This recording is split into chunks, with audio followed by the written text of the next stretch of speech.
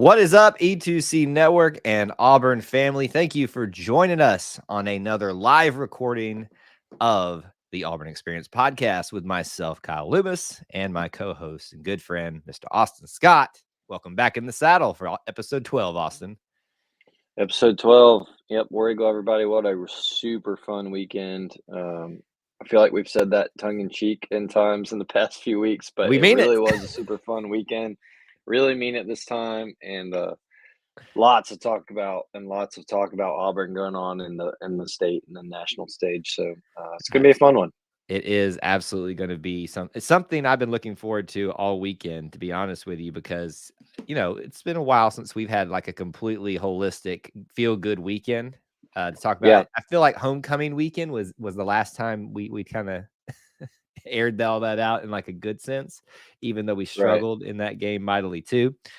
So we're going to probably spend a lot of time talking about that tonight.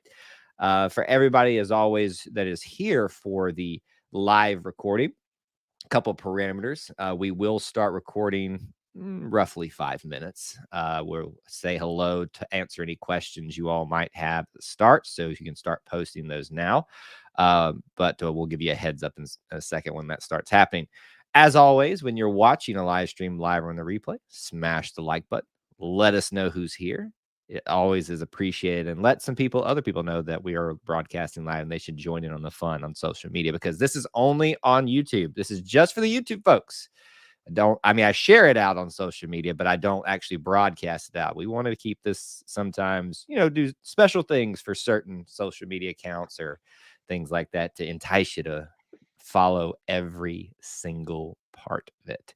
So do all that stuff, smash the like button, share it out, and we'll be getting started here shortly. Devin's checking in, says, "What's up, Auburn fam? Excited for the show. It's been a day, and I need some." Ooh, not a good day for her, it sounds like. Favorite part of the weekend for y'all. We'll have to save a majority of that, maybe. But I mean, if there's something quick you want to share, Austin, because we're probably going to talk about that a Oh lot in the man, show. yeah, lots to talk about. I don't know how I do something quick with that, so we might just hold off on that. It was just a great day. She's getting ahead of the show here. I would Right. say, very briefly, favorite part of the weekend was watching Caddy run around the stadium at the end. Um, that's something that's reserved for a head coach to do, in those moments, and it felt. I mean, I know this sounds weird, but it felt real. Like too real for me, like all the feels and everything. Like I was just like, this cannot be real. I cannot be living in this world, like where Yeah. my childhood hero is my head coach. But again, I'll save a lot of that for in the show when we start here in just a few minutes. Austin, a little workshopping for me and him here. Have you looked into that broadcasting studio in the Heyday Market at all? Like, who do we contact about that? I know we've talked Yeah, about it's that funny before. you bring that up because I went again Friday. We had a friend come in town and I went. He tried the Cuban place I did that and one. Emily and I tried the Mexican place in the back. Um, it was really good. But I did walk by again. I just kind of peeked in. I was showing my friend the I was like, yeah, there's just a studio right here in the middle. He was like, why? I was like, I don't know.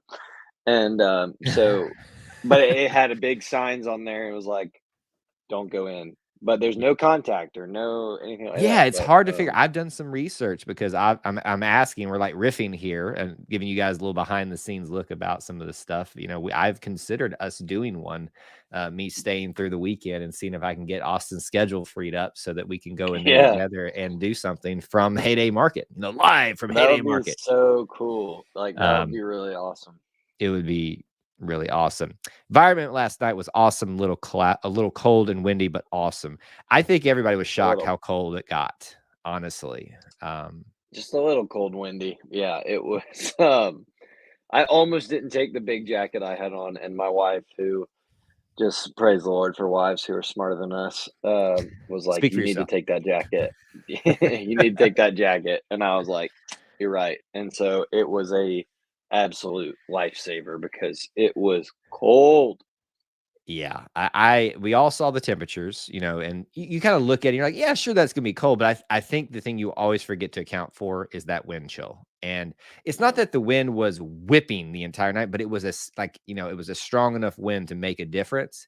And when I was sitting with Auburn Elvis again, and we had a very compact group down there in section 1, and this is the first time I'm like, everybody pile in. Let's just make a human pile here. And so it was nice for like the first quarter and a half, but then some people started bailing, not because of the game, but just because they were so cold. And of course, then the drafts start coming in. You're like, okay, now Yep. it is cold. Yeah. So It was just really cold. We were in 43, and it was just like, you feel okay, and then just a brisk comes through, and it's like one of those where everybody just goes, "Whoa, whoa!" I'm like, no, no, no, no, no, get out of here with that. get out of here with that. So yeah, it was obviously I didn't want it to get that cold, but I do love football in cold weather. It just feels right to me. Did you see the Arkansas game where it was like snowing apparently or something like that? Yeah. Oh my gosh. Crazy. No, I don't. I do not want to ever see that inside Jordan Hare State. I'm a wimp with cold. I don't I want any part of it. Austin, I'm gonna be honest with you.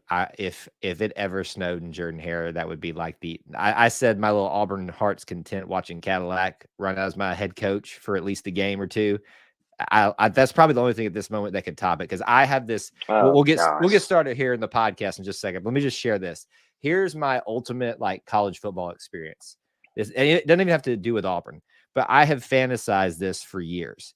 Going to the Wisconsin Minnesota matchup in either stadium in a blizzard, like, just to me Just that screams like one of the college football atmospheres that you'll just always remember. Maybe like you could probably equivalent that with that's not a word, but equivalent of that would be Michigan, Ohio State in the similar environment. But there's something about Wisconsin, Minnesota, probably Wisconsin Stadium, because it's probably got the better history, and watching them fight over Paul Bunyan's axe.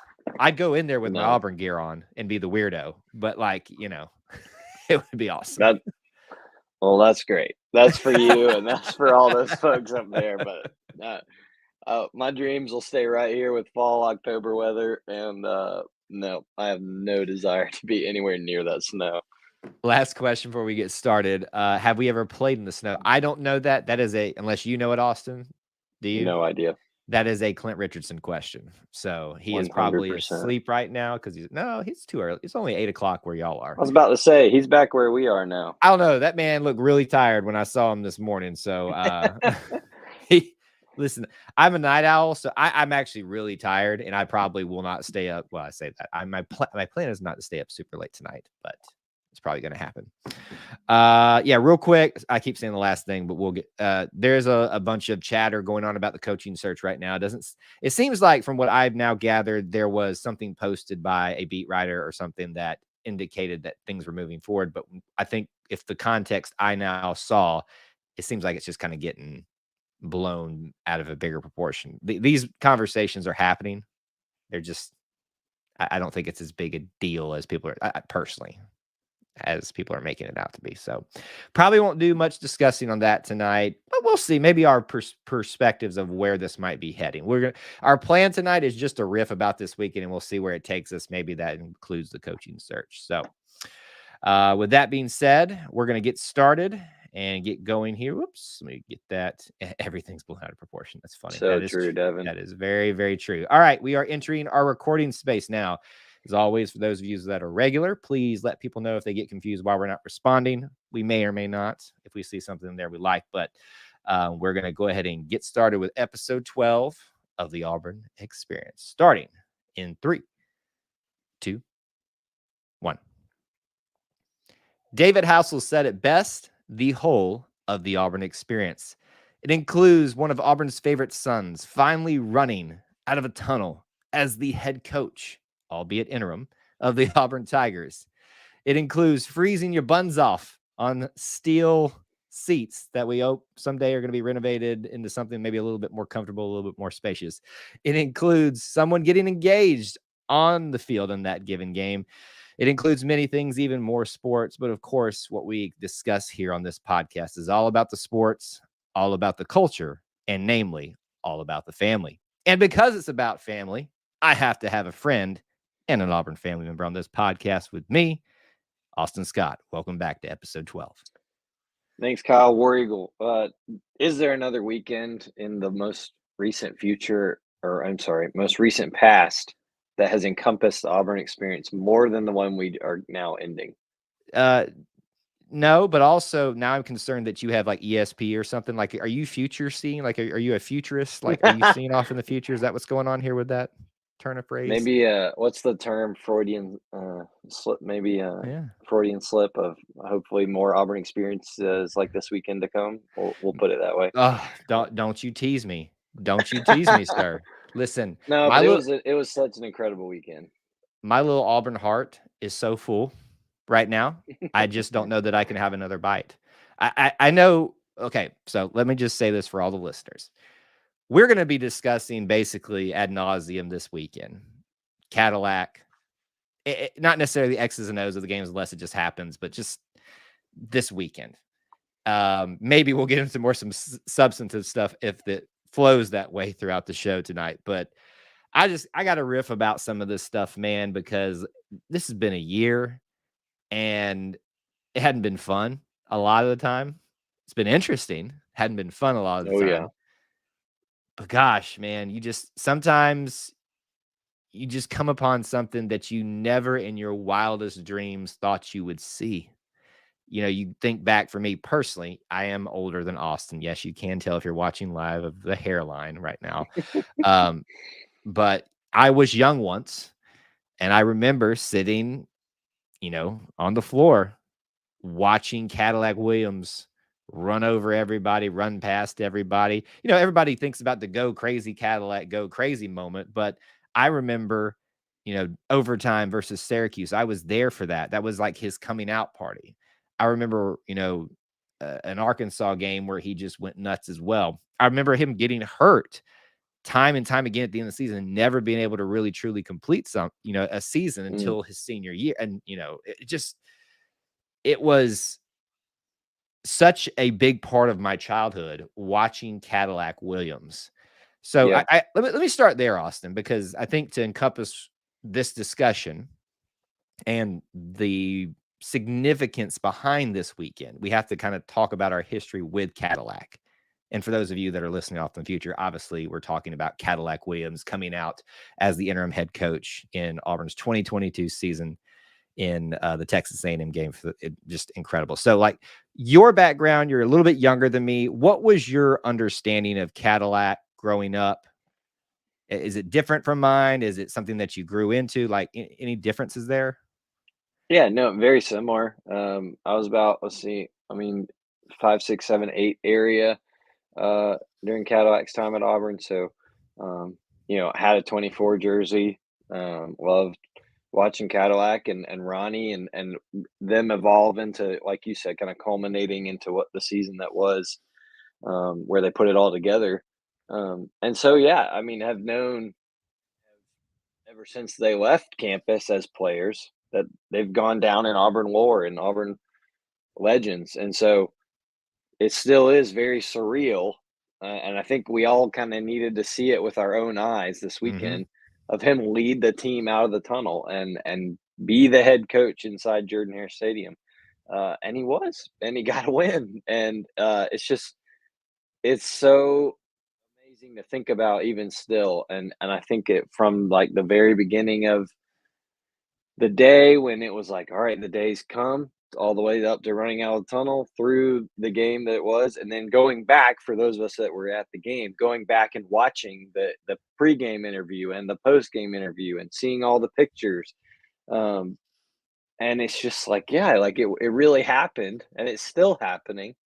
And it's just hard to believe. It's really hard to put it all together to think about these are the same people, right? Like these are the same people but this is the same running back from our childhood that we loved to see the ball get handed off to every week.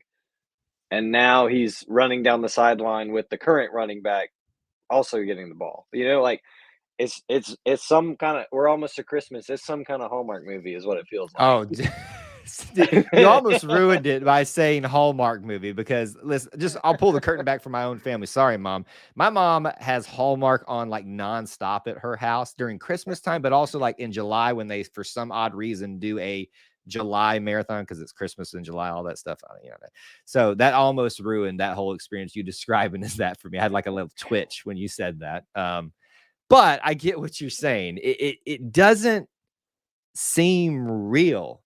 I woke up this morning and I literally just had to remind myself what I just experienced.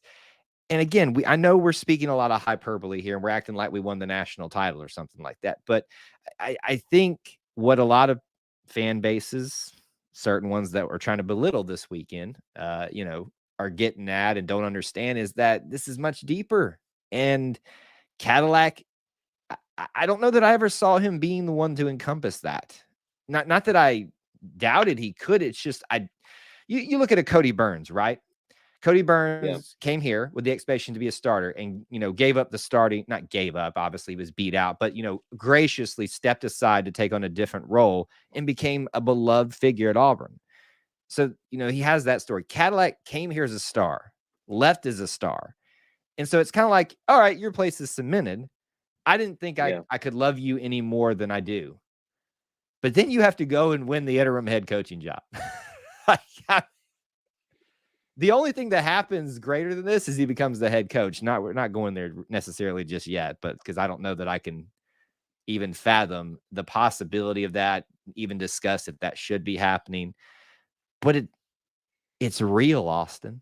We just watched Cadillac lead our team to a victory in Jordan-Hare.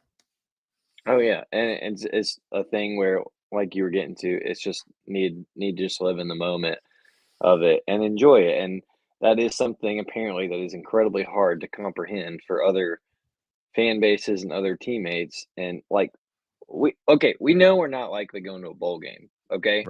But after the entire first half or first 2/3 of the season and apathy setting in and just people getting frustrated every week bickering about different things that are useless. This was a weekend where, all right, we got to cap it. We got to cap it off with, if that's the last big game of the year, and it is the last big home game of the year against the last SEC team, then that's what we get to remember about. Like for me, I think when I'm have my kids growing up and they ask about the 2022 season, sure, we're going to talk about Brian Harsin got fired mid-season probably. But immediately following, and the record will be there, 5-7, 4-8, whatever. Immediately following, it'll be, oh yeah, and Cadillac Williams was the interim head coach, if not the head coach, for 4 games. Yeah. And he went, who cares what the record was? It was like, yeah, it really happened. And that A&M game, his first game at home, was about as electric as you're going to see it as a team with a losing record. Yeah. Quick question. Like that's what I'll remember. Yeah, quick question. Was that atmosphere better than the Penn State game? Yeah, I think so. You think so?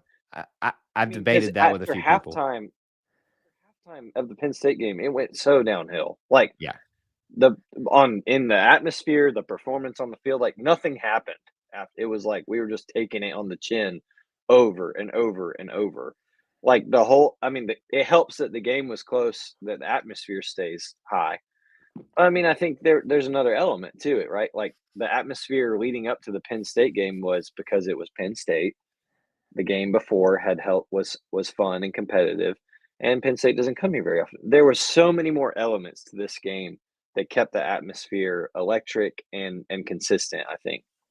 Yeah, it's, to me, it's the best one of the year. Mainly not just because, mainly because of Cadillac. I mean, the Penn State was electric because it was a huge matchup at the time. Auburn still had its season in front of them. Penn State had their season in front of them as well. It was kind of the separating part for both of these teams at the beginning of the year. And boy, did they separate really, really badly. But, kind of going back to what you're saying about, the significance of this game. For me, this has changed the trajectory of what I tell my kids. You talked about the 2022 season. But when I talk to people, when I tell my kids about Cadillac Williams, whatever the rest of his story here is at Auburn now, in the future, whatever. Yep. My story would have been, hey kids, your dad literally went crazy when Cadillac went crazy in front of his dad and like threw himself up against the front door of our house just because he couldn't contain his excitement, and like fell on the floor, just kicking and screaming, just like couldn't believe his favorite player just went 80 yards on Alabama in the Iron Bowl. That was going to be my story. That's not the first story that I tell them now. The story that I will tell them is the story of the 22 season and how he walked out there as the head coach. Sure, not in the most exciting of games. Sure, not in the best of seasons. But because of what he means now in terms of what he's doing for those players and what he's preaching about and what he's living by example, it goes to this is more than just a game. Football's great, but it ain't the only thing. And I think he gets that and he exemplifies that. And I didn't ever think that I'd be saying that about a Cadillac, and I mean that in the nicest way possible. Not that I had misconceptions about him. No, and well, I think a lot of the times you hear these stories of people that take over for their alma mater, like as a coach, and it's not the stars that were players. Like it's their alums. People knew who they were, but it's not the elites. And Cadillac is one of the elites of Auburn football, right? Ever. Like, so yeah, I completely agree with what you're saying, and I think it's going to be it's crazy how much his legacy is added to and tweaked now when people think of Cadillac. Like there's going to be there's a lot of kids, young people who will now think of Cadillac first as the coach. Yep. And the first time, like a lot of it, my sister is a senior at Auburn.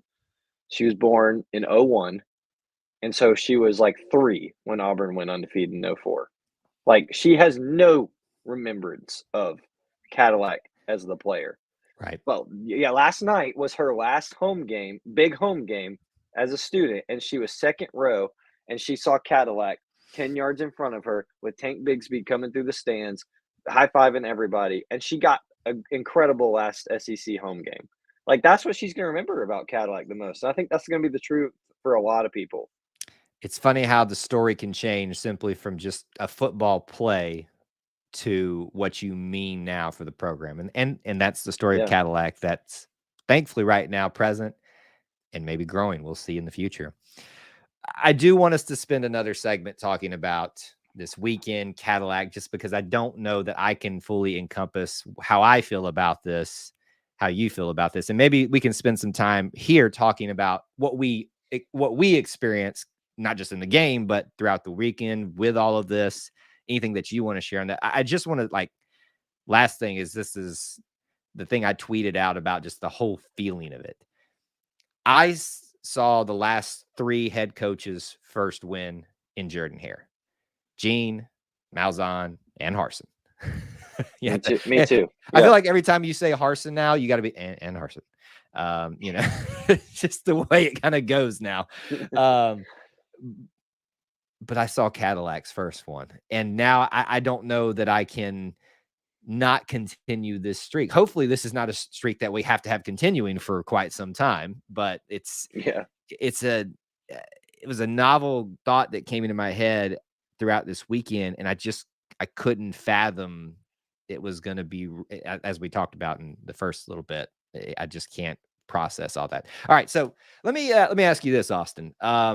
Did you make it to Tiger Walk?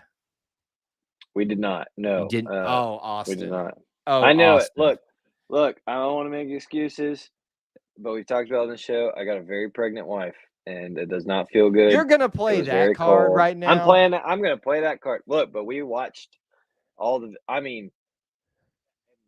already talked about the Penn State game, and that Tiger Walk was supposed to be insane, and it was. It was. But I've never seen that many people, especially given the product on the field and the record and what it is. That was unbelievable, the amount of people that decided to show up at Tiger Walk for Cadillac's first Tiger Walk as interim head coach. It was unreal.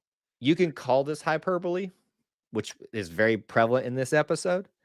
That was an Iron Bowl type of Tiger Walk. I'm not going to say it rivaled every Iron Bowl, because I still, to this day, the 2000 13, the kick six, that the electricity in the air. I talked about, prominent Auburn people and just everyday fans like us about that weekend. They all expressed the same. There was an electricity, Thursday evening before it even got there. But the electricity that arose in an insignificant, in terms of the results of the end of the year, like this type of game, it just didn't. It does. This is back to the theme. It doesn't seem real. It doesn't seem like this two things should coincide. The electricity and this reality of what this game ultimately doesn't really mean much for Texas A&M and Auburn in terms of, yes, technically we're fighting for a bowl, but that you kind of get what I'm saying there, in terms of the overall outlook of a general college football perspective. But Tiger Walk was just amazing. I mean, I think there were grown men crying. I'll be honest with you. Yeah. I think I heard some open weeping behind me. I'm not going to act like I didn't get a little teary eyed, when that man ran out of the tunnel. I'm not ashamed. I got a little misty. I didn't bawl, but I swear I heard someone just crying their eyes out back there. So That's fantastic. it was incredible. I mean, just you could see people. So, okay, let me give everybody a perspective. By the way, we always do an impromptu meetup of E2C people at the Tiger Walk right in front of the banner. I'm usually to the right of it because where the sun, I don't care about that, but the details of all that. But that being said, normally I try to leave to get to Tiger Walk, which is about, depending on where I am on campus, 10, maybe 15-minute walk if I take my time. So usually that puts me at Tiger Walk 45 minutes before they're scheduled to come down. This day, I just had this feeling I need to get there way earlier than that. So I told myself I was going to be at Tiger Walk an hour before. I left an hour and a half before, and I got there an hour and 20 minutes before. And so did, shout out to Clinton Austin. Not Clinton Austin. There you are. You're right in front of me. Clinton Autumn. Here I am. Poor Autumn. She's going to hate me now for mixing you two up. And it was already just piled into the very, the coveted spots, the front parts up at there where the buses unload and, people started. It was almost like we started the middle row or the middle section there and people just kept squeezing in. So you like holding your spot. And we could hear Cadillac coming from a mile off. Couldn't see him. Like I've seen Harsin all the way up the hill from where we normally are because, even on a big Tiger Walk for them, but I couldn't see Cadillac. All I could do was hear him coming just because of the crowd. And then all of a sudden here this man is coming up underneath and just happy as can be, so appreciative. The players just looked ecstatic. I don't know that we'll ever experience a Tiger Walk like that where one of your favorite sons walked down as an interim head coach. And here's the crazy thing, Austin. It still wasn't real to me. Like, I was like, I've seen him come through Tiger Walk thousands of times. Yeah. A few times. I'm still don't believe this. But then we went in the game. So I've talked a lot about Tiger Walk. What your experiences in the game, like what did you notice about Cadillac or just anything in there that just kind of went through your mind and your experience during the game with him? Yeah, well, I saw that you or the E2C accounts, we had this too. But we were walking, my wife and a friend of mine who came in from Texas that I went to school with. We were walking in, and we were coming around on the road in front of the student section entrance where the statues are, and we're about to make our way. We wanted to show him he hadn't been back to campus since in a while, and we wanted to show him the new coaches statues that were down by the recruiting entrance, and so. So we're walking around, and then we're going to go in up on the front side of the stadium. So we're on the street, and Jacob and I are talking, and all of a sudden I see Coach Tuber or Senator Coach whatever. I saw him too. I'm so glad that somebody else saw him. And he's just walking with someone, and I just leaned and said, War Eagle coach. He said, War Eagle, no security, no nothing. He's just I think he's trying to get to that entrance in between, the middle under the AU. And so I was like, all right, one of his players, he's here to see him coach his first game. That's a big deal. Like, that's a U.S. Senator, regardless of your opinions. That's a U.S. Senator that just walked by on Auburn's campus. He's here to see the game. So I was like, oh, this feels a little special. we go up all the way around, we get in, we get to our seats, and the hype video the new hype video, by the way, which was great, plays. The tunnel video, or everything. They start, and the doors open, right? And they're locked arm in arm, just like the old days, hard fighting soldier style. And they're and he's brought it back. And I don't know if he'll do that every game or not, but um, I that's when I lost my mind for just a second, and I'm jumping on Jacob, I'm hugging Emily. She's like, they're locked arms. What's the big deal? And I'm just like, this is a reference back, and it is just so pivotal. And so I think that at that moment, when they're walked out and they're locking arm in arm, just like the old days, um, it hit me. It hit me big, and it was like, let's go. And now that I've seen his right there when Cole Kublik's interviewing him, now that I've seen that and heard what he's saying, and he just is screaming, "Let's play ball!" Yeah. I don't know how you could be a player in that moment and not be like, "Oh, let's go hit somebody." Look, there's been a lot of debate today, especially on social media, about people, Yep. frankly, just being people. Yep. Yeah, I'll be nice about that was too long. That he should have gotten out of the way. I am so glad he captured that moment because Yeah. we got to experience in the stands. Yes, we depending on where you're sitting, you probably couldn't hardly see him until he got fully out of the tunnel and stuff like that. But for the people that couldn't attend, because let me remind you, 3 and 6 sold out like we were playing for a national title. Just outstanding atmosphere. These people couldn't get in the stands, but they got to see that experience and hear him say, "Let's go play ball." Like when I saw that he said that, if they had somehow put that up onto the Jumbotron, Woo. I think we would have just had people passing out, just like just falling over. Like they would go instantly silent in the stadium just because we could not take it anymore. We have no more feels to give to you, Cadillac, because you just like owned us all. Everybody's running through walls figuratively at this point. So, just what? We do 3 segments in the show. Let's just continue it through another one because I'm not done yet. I don't know how you can be done. This is pretty much just the go crazy podcast for us in this episode. With that being said, a few more thoughts on it. In the first game that he coached away against Mississippi State, I looked at him on there and you could see the almost wide-eyed, and he's admitted as much, Yeah. right? Coach Cadillac said, Right. I've been scared. He was scared about today. He's very vulnerable about what he said, that his running backs came to him and just checked in on him because they knew how nervous he was about all this. But even last week, and you could see he wasn't scared, but he was just kind of wide-eyed, trying to manage everything in a really crazy week. Again, I know I'm talking in hyperbole.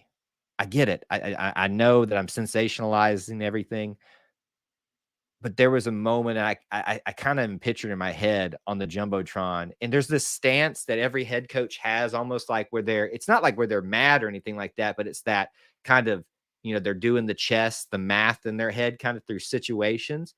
And I looked at Cadillac Williams, and he was no longer Cadillac Williams, interim head coach. That was head coach. Like he to me in that moment, no offense, Brian, I defended you a lot, but he looked more head coach worthy just because of everything from this weekend. And I saw a guy that seemed, yes, starstruck at times, but a guy that was ready for that moment. And as much as you can be being thrust in for going from running backs coach to head coach. So did you notice anything about him on the field or anything like that, like anything that kind of caught you? Oh, he's being caught starstruck or anything like that. Yeah, not so much as this weekend. I think it was easy for us, like you said, easy for us to see last week, and the crazy week that they had, hardly getting any sleep, trying to figure all that out right on the fly. This week, I think he was just as excited to get back home and play in front of an incredible environment. But it definitely felt like, he trusted Will Friend to do his thing, play Yep. calling, and they weren't running around with their heads cut off, looking for the analytics guy or He and whatever, Zach weren't racing, blowing each other's, Yes. hamstrings out. Exactly, like, there was a little more structure, and they felt a little bit more confident going in, and I think that's just natural when you have time to Right. prepare, and time to, get normal hours of sleep throughout the night, and so I think that definitely helps his case. I thought really interesting, and I keep harping on these speeches, but I could listen to him talk all the time, but his post game with Cole, and he's kinda encompassing everything about what Mhm. it's been for him to be a coach, and I don't think he was taking shots at Brian Harsin. I've seen people No. say that, and I No. don't think it was the That's what case, people are wanting to see. but his spin on how to relate to these kids and tell and saying, "We need to let them know that it's okay to fail and that it's okay to mess up, and we as coaches, it's our job to be there and pick them back up, and it's our job to make sure that they're set up in a better scenario." Um, and I think that's his perspective from being a player and also his Exactly. perspective of now coaching for a while that and I know other coaches are usually players. I'm just saying I think it's his perspective of what it takes to play at Auburn and what it takes to be in the SEC and the kind of pressure and you welcome as by playing at Auburn. Right. And so I think that part of it is him that is to me that was part of this is now coach lack. It's not just kind of like the player. This is coach lack is it's more important to him. Maybe not more uh it's important to him about the person behind the helmet and in the jersey and that those kids know that they can be set up on the field and off the field and you can see that and I think that's absolutely why they love him. I'm not saying they didn't love Brian Harsin, but I think that's why that it's been so easy for them to transition and play for him and the results have shown. It absolutely has shown the energy is just out the roof, uh, right now and was this weekend, and it's I mean, I'm speechless at times just trying to put all this into words. When you're talking about the whole tunnel thing and how you relate to these kids, what he was expressing that post game, it really goes back to, kind of the way Tommy did things. And you can see you are a product of who you spend your time, who's influential in your life, right? You're not exactly that same person, but you can see that. And listen, we're not getting into the Tommy being political now and all that kind of stuff, or whether you think he's a good person or not. But I think it shows a lot that the guy came to be there for that game. And Tommy was known in most circles for being a pretty hard-nosed coach, but he's still the guy that, brought out the interlocking arms thing and talked a lot about, family and there's just some interesting parallels there and seeing eh, Cadillac model some of that with his own flair. I kind of at times felt like I was kind of watching Tommy a little bit, but not to take anything away from Cadillac in saying that. Just it's interesting watching it's a circle, right? It really is. Yeah. We just it felt like we got so far away and we just finally found that circle back to something we knew and love and that's Caddy. I mean, Yeah, no, 100%, and like you said, I think it is a product of what he saw as a player, and I mean, we all use our own experiences when trying to move forward and grow. That's just natural life. But I think for him, it's been a development of coaching and understanding what's important to him, mhm, and sometimes kids need to be loved, like he mentioned, off the field and in every area to trust right. you completely on the field and to follow you in the battle like that. And it's been remarkable to watch. And I feel like we're all growing with him, growing with him coaching and just having a good time. He's soaking it all in. And I keep telling Emily like the thing this is no shot against Brian Harsin. I want to keep reiterating that. The thing that I just keep saying is he just gets it. He gets what it means to be at Auburn. He Mhm, gets what it means to be in the SEC, and he values the title and right. values the responsibilities with it. And you can tell. And there's something inspirational about seeing someone who values that and then going out and just trying their darndest to make people proud. Yep. He said all the right things and not just to say them, not just to do the right things, but you could feel it. And you know, yeah, is this a little cheesy, but I'm going to bring it up. We've already talked about his statements about how to, reach these players and stuff like that and how much that resonated with a lot of people. But for me, when he looked in that camera in that post game and say, Auburn's going to be all right. Yeah. I thought I said it already. How many more feels do I have left after this weekend? Like you looked at that man in the eyes and you just know we're going to be all right. Does that mean we're winning a national championship year? No. Auburn's not going anywhere because this year, let's be honest, we've all felt it. We're all worried that we're going to become the next Tennessee. Just being real. But Cadillac Williams, and that's not the Tennessee of this year. That's like the Tennessee of the last decade. Yes, but still, they still can't reach the mountaintop. So that still tells you something. Just because you got a little hype, everybody can get up there every once in a while. But Auburn football, your coach told you, Coach Cadillac told you, it's not going anywhere. We're going to be all right. And like you said, in the age that we're in the modern era where we just love to blow things out of proportion and to get all worried about one game or one play, to hear, Auburn football is not dead and Auburn's going to be okay. It's just a bring deck down to earth moment for everyone. Like, don't social media is a scary place, and people on TV are designed to make sure those ratings stay high. People other places are designed to make sure those clicks stay high.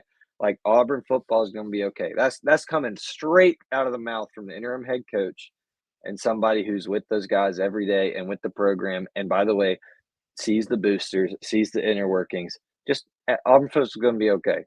All right. Yeah. And like Kyle said, it doesn't mean, oh, well, we're going to be okay. We're going on 10 wins every year. We're playing for an SEC title every other. That's not what okay means, but it doesn't mean the world's falling out either. I think if anything else, now that, it's just kind of hitting me as we're recording this, that's the moment that I'm going to tell my kids about. When Cadillac looked in that camera and said, Auburn's going to be all right. And it's not, and as he said, that's not him saying because I'm in charge. He just knows. I don't know how much more you got to say about it. I'm going to start the waterworks here if we keep going on about this. So we had plans to maybe even dive into the ever-changing coaching search. Probably don't have time for that now. This is kind of what I thought. Austin and I do a little prep work behind just kind of planning out what we're going to discuss. And I just told him, I said, look, I think we could just talk about this forever and probably, bore people a little bit, but this just need to be a love fest for Caddy and this weekend and what we all felt together. It was just, that's what this is what the Auburn experience is about. It's about the sports. It is about the culture, but it's about the family. Yes. So there's your slogan for the Auburn Experience podcast. Thank you, Coach Cadillac. That's right. Man. Final question. What if? What if, Austin? What if, Austin? It feels like more and more support is out there, right? And people can argue all day long. There's people on both sides already of, is that premature? Maybe. We're only 2 games in, right? Mm-hmm. But I mean, that should show you what can happen when you find somebody who can unite the Auburn family and bring them together. None of us are all going to agree on everything all at the same time. Nobody on any spectrum of the world today is going to do that. But there's something to be said about what someone can do when they can unite and pull people together and move them in the same direction. And as of right now, Coach Lack is doing that. And that's something to be said about that. My little Auburn heart wants it. I just don't know if it's going to get it. And not that I say that it's should happen, but I'm still asking what if. And we'll let you all continue to ask what if as we wait this coaching search out. We appreciate you all listening in on episode 12 of the Auburn Experience podcast. Never thought we would be 12 episodes in, much less talking about this particular topic in episode 12. It's going to be an interesting ride for the last bit of the season and throughout the rest of our episodes covering all of this and talking about sports culture, and family within the Auburn family. Austin, thank you for joining us on your way out. Where do they can they keep in touch with you? Oh, Austin G. Scott on anything and everything. You can find me on Twitter, Instagram, Facebook, whatever you want to find me on. I'll be there. And you can find me on Twitter as well at Kyle Loomis 24 or follow E2C Network there, E2C Network _network, and E2C _network. Follow us on all the social medias. Thank you guys so much for tuning in. Episode 12 in the books. It was a good one. The Cadillac Love Fest. War Eagle. War Eagle, everybody. All right. We are out with the recording. That was a good one, Austin. Thank you so much for hanging out with us. So much fun. So much fun. I think you need to head out, right? I do. Okay. Yes, he's going to say goodbye, folks, and I will stick around for a little bit. But thanks, Austin, goodbye, for another folks. Great show. We'll talk to you next week. War Eagle. War Eagle. War Eagle. All right, folks, stick around. We are not done just yet. I would love Beagle, Eagle.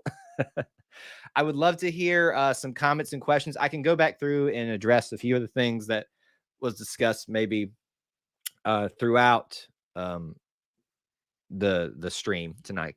But if you have other things that you'd like to kind of discuss, it almost kind of evolves into another Wednesday night show. That's kind of the benefit of why we encourage you. We want you guys to listen to the podcast, right? On the audio only stuff. And, there's a YouTube channel specifically for those as well. So this one will be up there too tomorrow-ish. But we want this live recording to give you a little bit of something extra, that you can kind of interact with us too at the beginning and the end. All right, let's see. I know ESPN doesn't like Christianity, but dang. Yeah, if you're referring to him sharing his faith out there, I mean, they can't really tell him no, which is a great thing.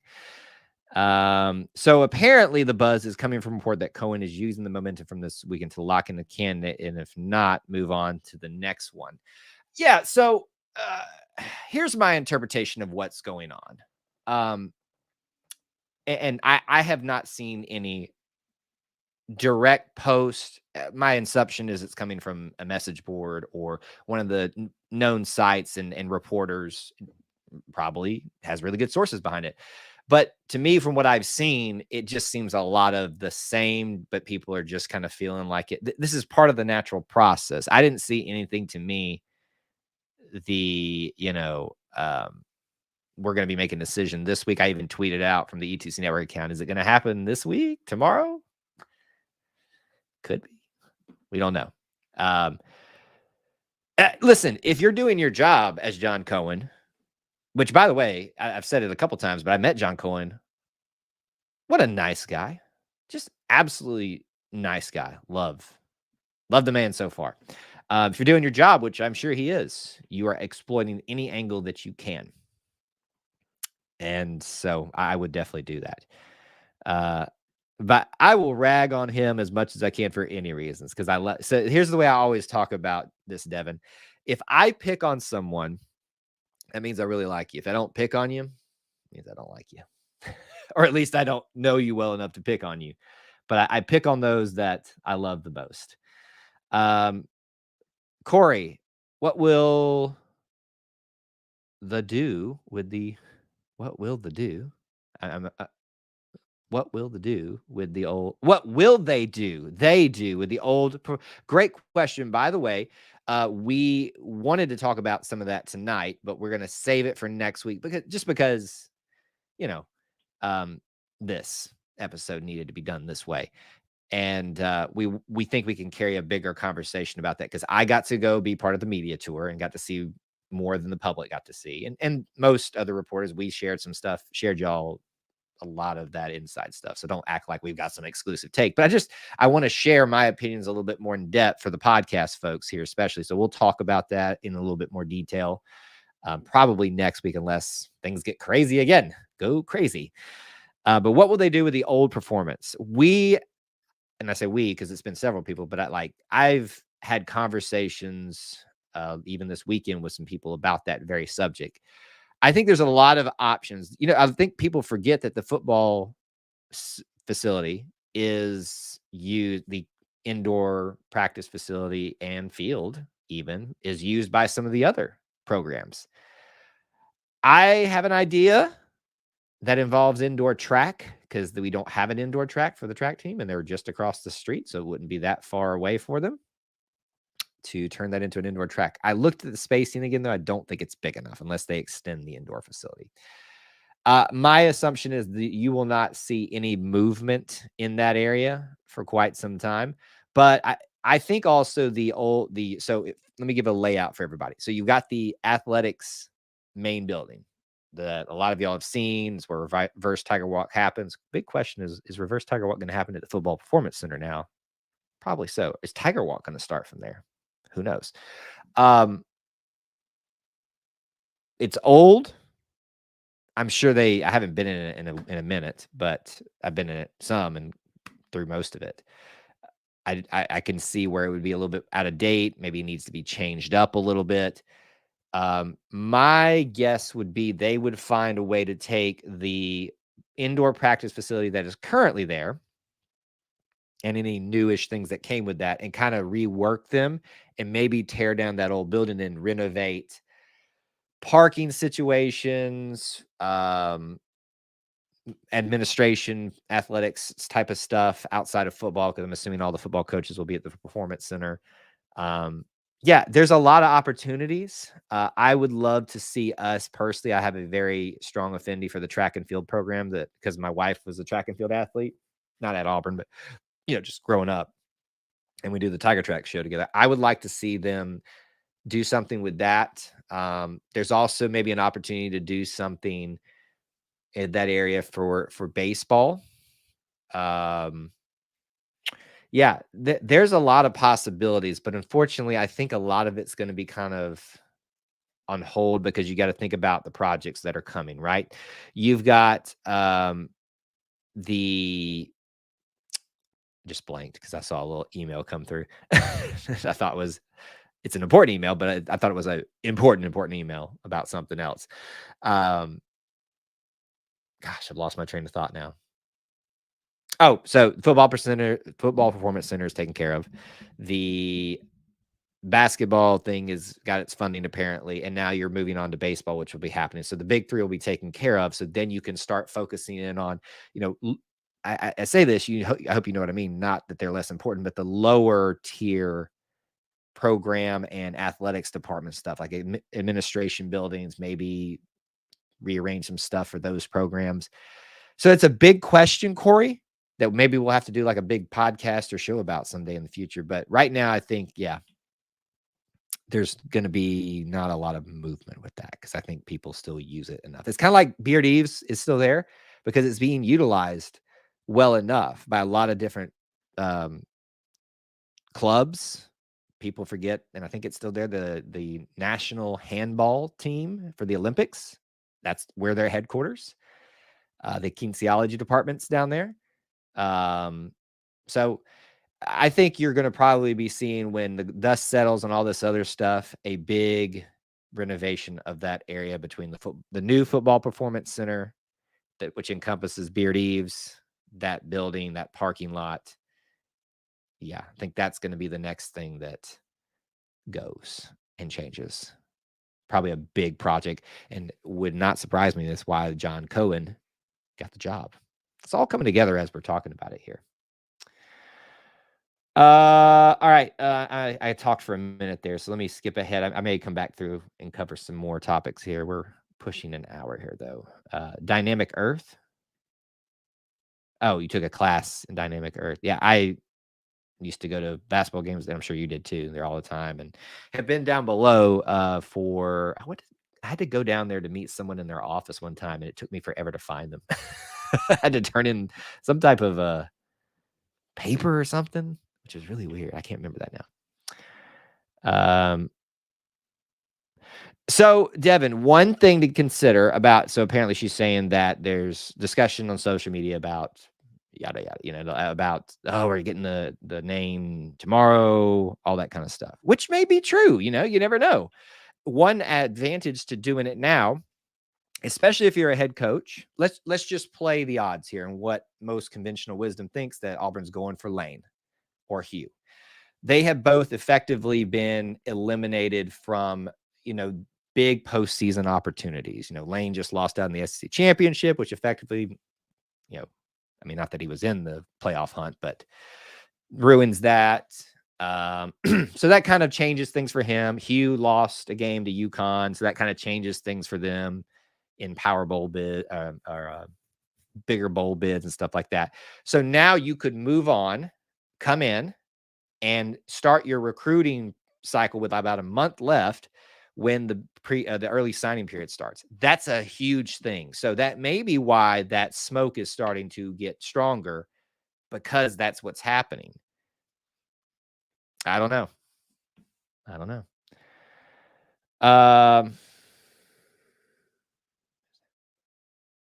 Saw Stephen Pearl outside the Auburn Arena. You could say I bought the shirt off of him. Bad move to announce him currently somewhere else, in my opinion. I don't know if I agree with that. I mean, if he's the guy, then get him here as soon as you can, in my opinion. Now, listen, just because we hire someone, if that happens, right? Like say it happens tomorrow, he's not moving in here to coach this team. This is Cadillac's team till the end of the year. It's going to be on his resume. It's going to be his legacy. That coach just comes in to establish what's going to happen moving forward. Corey, the one thing I would say is he may not like playing defense, but Auburn does. And he'll know that. Kyle, during the Iron Bowl, Connor Williams steps down as interim head coach. 20 minutes later, a new Auburn running back steps on the field in the name of Warnell Williams. Sure, yeah. So leave your team in the regular seasons left. I don't want a coach who's willing to do that. That's a fair point, and I get that sentiment. I do. I 100% understand that. But frankly, I'm more concerned about what's most important for Auburn, and I can see some value in stealing them to get us started here. I understand. I'm not saying it's necessarily the right thing to do, but my concern is not necessarily for them. And your concern is based off, will they do that to us? I see where you're going with that. And it's a legitimate concern. I think that should be a concern with a lot of those candidates that we're talking about. So, I would try to kind of get my head around the subject as a whole. I guess this is the boring answer. Let's just wait and see what happens.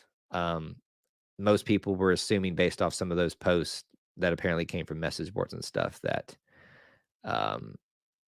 it wouldn't be till after the Iron Bowl. So you got 2 weeks.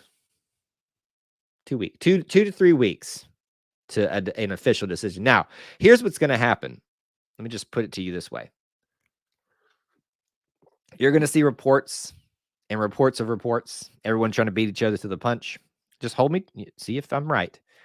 Of we're being told this, we're being told that. If I get a little bit of tidbit of information, which we have before, I'll share it out.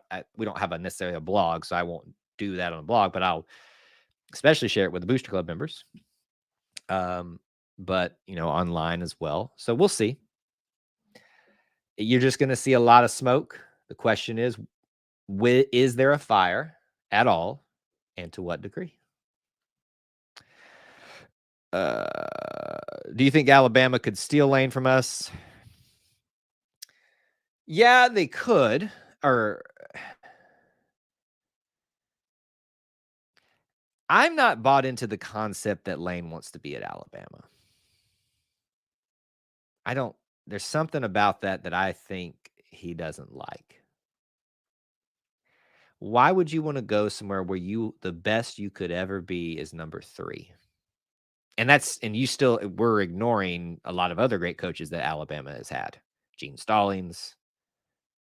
That's about all I know. But I know they've had some other great coaches.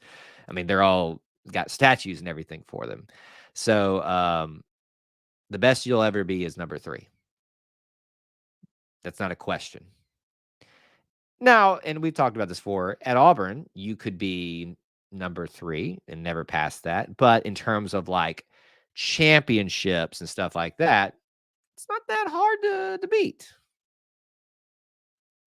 You won't ever probably be as beloved as Suge and Pat. You could pass them. Could be your legacy. There's a lot of opportunity that Auburn presents for coaches that want to be the face of a program's modern success. Lane will never be that at Alabama, and I think he knows that. Yeah, I think that's what we were talking about. So yes, I have had people tell me whose opinion on more important subjects that I trust say that there has been growth in that area, but I have also seen some things this season that indicate that that's not a complete process. Not to say when you've had a change in your life that takes hold immediately and that everything, not looking to nitpick every area of his life, but I think maybe I can see some of that too, but it's still a progress to go. So we'll see. We'll see.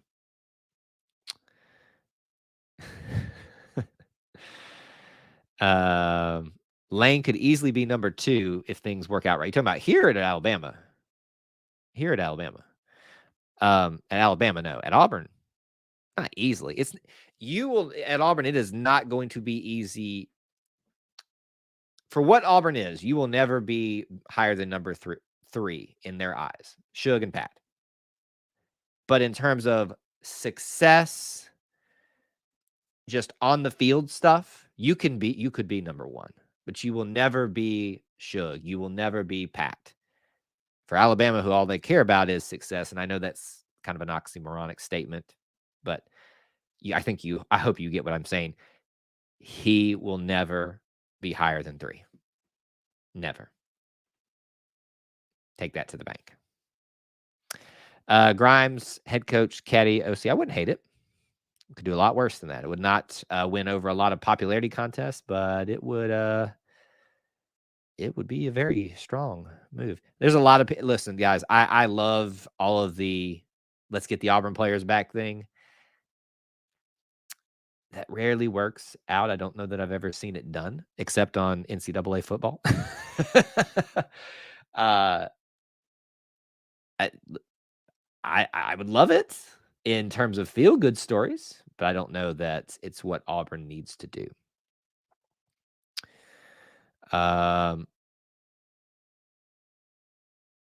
Yeah, but that doesn't matter.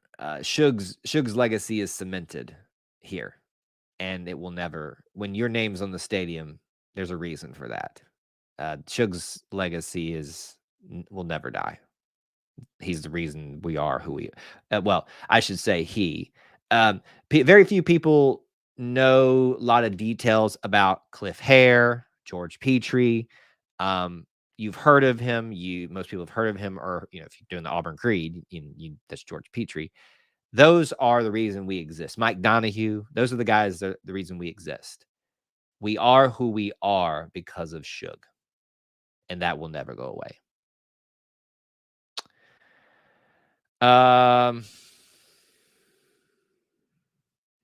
Yeah, I'm very much in the camp of finding one with head coaching experience, but that won't disqualify Cadillac for me. Listen, yeah, I hope y'all hear me when I'm talking about this, that I'm not seriously fighting for Cadillac as the head coach, but I ain't going to fight against it. Yeah, I hope that has died down. I don't mean any ill will towards Dion and what he could potentially do for us, but I think we have hopefully moved off. I think it really is down to Lane and Hugh, and or someone we're not talking about.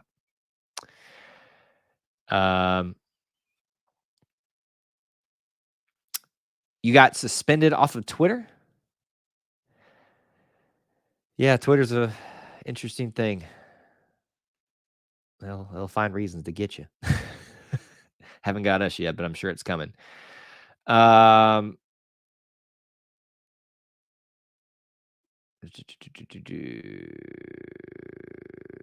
he probably did faint, honestly. He was part with me there, grown men crying over Cadillac watching. All right, I can take some final comments and questions.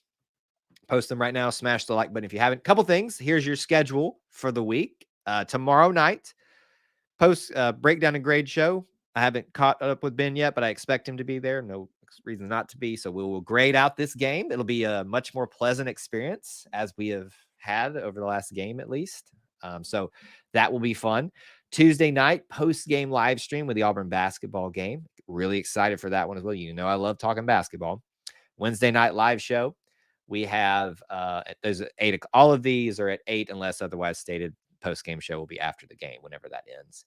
Thursday night, we will have a preview show, Western Kentucky, and then we'll be back on campus again, doing this all over again. Tiger Walk, post-game shows there. It's going to be crazy again. I'm not going to sleep for a long time. Check out all the links in the description for ways you can help support the content here. Somebody asked me this weekend that I met what you can do. Really check out those links in the description. If you want a simple thing to do that guarantees us some help every month, you can be a channel member here. It's $1 a month. That's it. Or you can be a Booster Club member. It's $1 a month starting as well, but you can sign up for different tiers, get different perks. All that good stuff's available there for you to check out in the links. But big thing for you guys, be a subscriber. We're in the middle of a subscriber giveaway on our journey to 5,000 subscribers. Signed Auburn football plus a bunch of other stuff in our Auburn prize package is going to be given away to a subscriber on YouTube exclusively. We're only on YouTube right now, so that doesn't really matter me saying that, but at least I said it. All right. Let's see some final comments and questions here. Let's see. Yeah, I'm not saying this as a shot to them, but I mean that's very much a statement of they want to have the. I would say this very same thing too. That's an out for them when they have it wrong, or I have it wrong. If I were to say that, it's a smart play because as well connected as many people are in the media, or even I may claim to be, we could always have it wrong. Y'all remember the Bo Nix story? The people that tried to take me to task for that thought that I would never mention that again, but now I just have fun with it at this point. It's just tried to take me down for it, but it's just funny at this point. How about 10 yards per carry for Jarquez? Man's a beast. He is an absolute beast. Running back room is very excited for that man. I love him. You're going to bring in Brandon Cox for head coach to appease Kyle? No, I like Brandon Cox, but I don't like him as a head coach. Not just don't have any reason to right now. Cadillac's been here. He's done his time as a assistant coach. If you're going to get a coach, if you're going to have a former player do it at this point, Cadillac's got the best shot. That's true. That is very true. Ice Bowl last night, kind of, yeah. But anyway, yeah, it's going to be cold, Dusty. I want to see you there, even though it's going to be cold. So it's 3:00 kickoff. So we'll have Tiger Walk at 1. I think the high for the day is like 53. So at kickoff, it'll be 53 when we're meeting at Tiger Walk. It's high noon, technically, kind of, sort of. So we'll see. All right, guys, that's going to do it for tonight. Thanks for joining us for another live stream of the Auburn Experience show. For myself and Austin, we appreciate you guys hanging out with us on the live recording. It means the world to us that you spend a late night stream with us. A lot of content this week, folks. I'm tired, but I love doing this stuff with you guys. So I will see you tomorrow night, 8 p.m. Don't miss it. Tell a friend. Big thing you can do for us. And till then, my friends, War Eagle.